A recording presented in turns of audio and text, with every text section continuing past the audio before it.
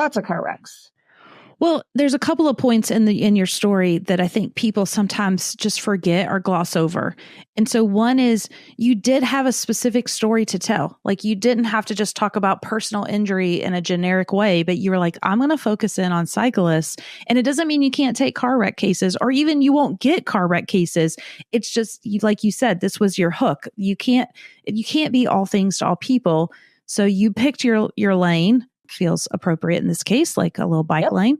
And then you had that path. And I know you experienced this too. We talked to attorneys.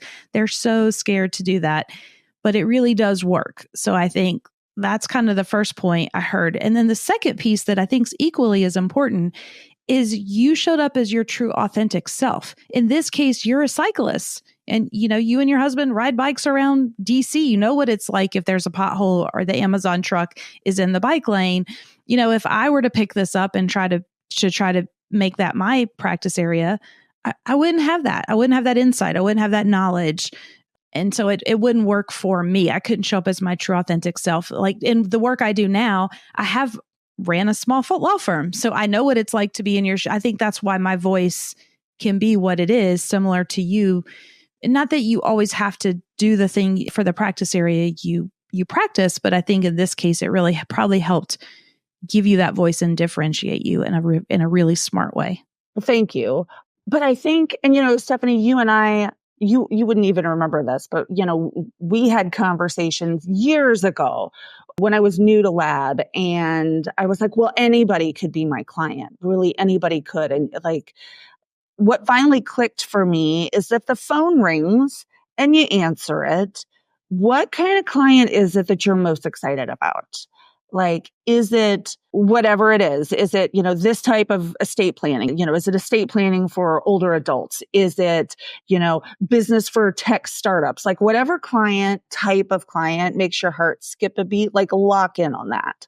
And I think it's too hard as a startup, as a small firm, to have more than one ideal client. Like, I just think there are only so many hours in the day. And if you're going to go after a market, like you need to get known for one thing. So just pick one. And it doesn't mean that the other things you know how to do go away. Yeah, I think that's great advice. And sometimes, in your case, you are even differentiating within personal injury. The other mistake we see attorneys make is like, oh, I do personal injury and divorce and estate planning and real estate. And by the way, I'm a solo. And I just look at that and I'm like, no, you cannot do all those things well. That's 4 different businesses.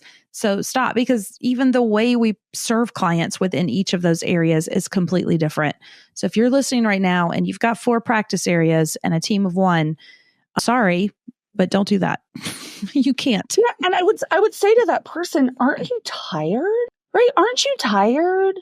Like, you can't keep going if you're exhausted and burned out and trying to do everything. And it doesn't feel good to do things halfway. Exactly. 3/4 of the way. Yes. It's a lot more sustainable way to be. Yeah. And then once you hone in, you can have a lot of success, which is what you were able to do.